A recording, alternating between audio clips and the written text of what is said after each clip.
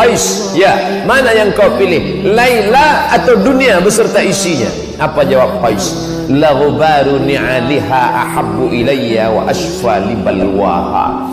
Debu yang menempel di selipar Laila lebih aku cinta daripada dunia beserta isinya.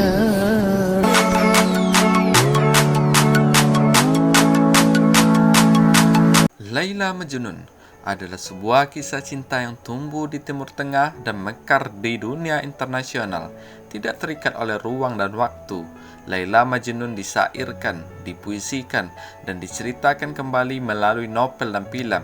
Dari zaman dahulu sampai ke zaman milenial, tidak kurang dari 1000 tahun cerita cinta tentang Laila Majnun tetap hidup dan mekar dalam kenangan umat manusia. Lalu mengapa cerita cinta Laila Majnun begitu populer? Di suatu bait cerita ketika Majnun sedang sakit dan akan dibedah oleh tabib dengan pisau, Majnun menolak dan mengatakan bahwa aku takut pisaunya menyakiti Laila.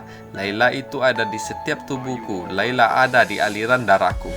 Jawab Majnun pada tabib, Majnun bukan takut pisau itu menyakitinya, melainkan takut kalau pisau itu menyakiti Laila. Jika ditanyakan tentang besarnya cinta Majnun pada Laila, mengutip kembali ceramah Uwas, maka Majnun akan menjawab, sebutir debu yang menempel di sandal Laila lebih aku cintai ketimbang dunia dan seisinya. Dan mengapa beberapa ustadz dan ulama seperti Uwas, Ustadz Abdul Somad, Buya Yahya, dan sebagainya pernah mengutip cerita Laila Majnun?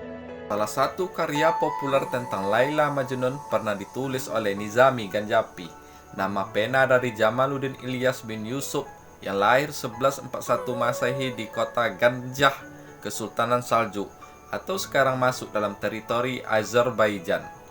Majnun itu satu kata dengan jin. Bila kita terjemahkan letter lag, maka dapat diartikan Majnun orang yang kesurupan jin. Dengan kata lain, gila, Majnun adalah orang yang tergila-gila pada Laila. Dan sang Majnun itu adalah Qais ibnu Mulaiwi, anak dari seorang kepala suku. Sedangkan Laila, yang secara akar kata berarti malam, adalah Laila ibnu Amir, juga adalah anak dari seorang kepala suku. Laila dan Qais saling suka, lirik dan jatuh cinta ketika berada di sekolah. Namun demi menjaga harkat dan martabat seorang perempuan, sang ayah memulangkan Laila kembali ke rumah dan tidak merestui hubungan Qais dan Laila. Dan ketika itulah Qais semakin gila mencintai Laila dan disebut Majnun. Qais seperti kehilangan kesadaran karena cinta telah merasukinya semakin dalam.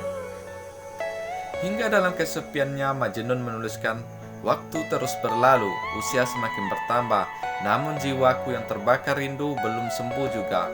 Bahkan semakin parah, bila kami ditakdirkan berjumpa, akan kugandeng lengannya berjalan bertelanjang kaki menuju kesunyian. Cinta, kasih, dan sayang telah menyatu, mengalir bersama aliran darah. Cinta bukanlah harapan atau ratapan, walau tiada ada harapan, aku tetap mencintainya. Di satu kesempatan ayah Majnun pernah melamar Laila untuk Qais, namun dengan mengatakan apa saja syaratnya akan saya kabulkan, termasuk nyawa saya.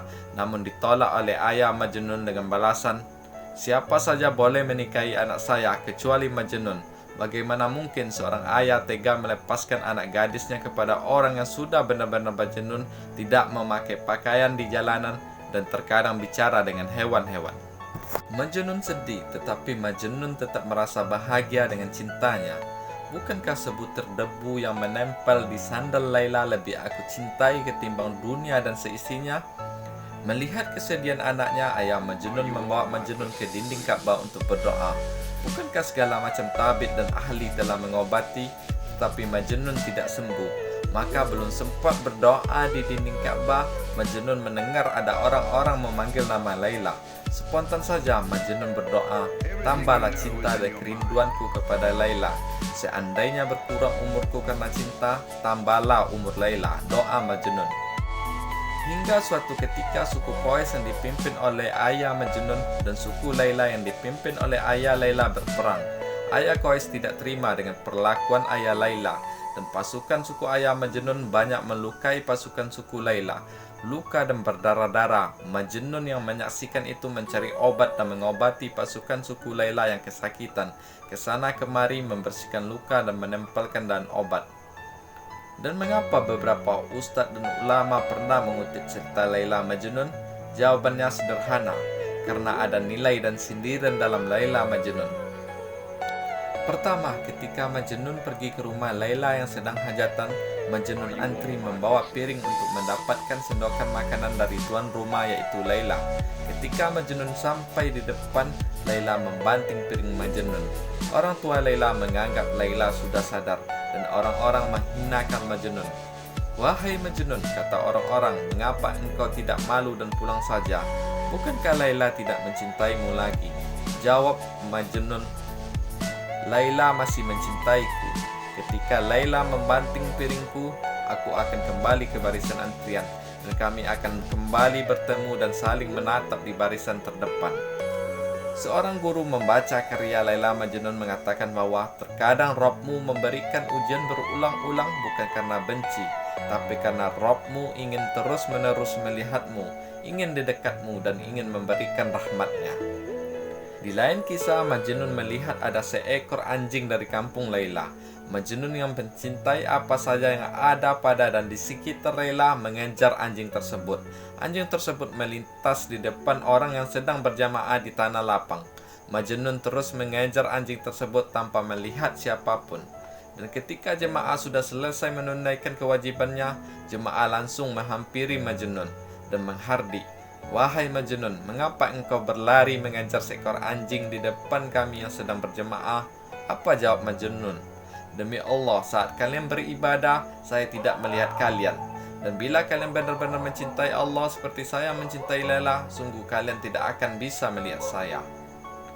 Well, terlepas dari itu semua, cerita cinta tentang Laila Majnun sepertinya tetap akan hidup pada generasi selanjutnya. Sekian dari saya, terima kasih dan sampai jumpa.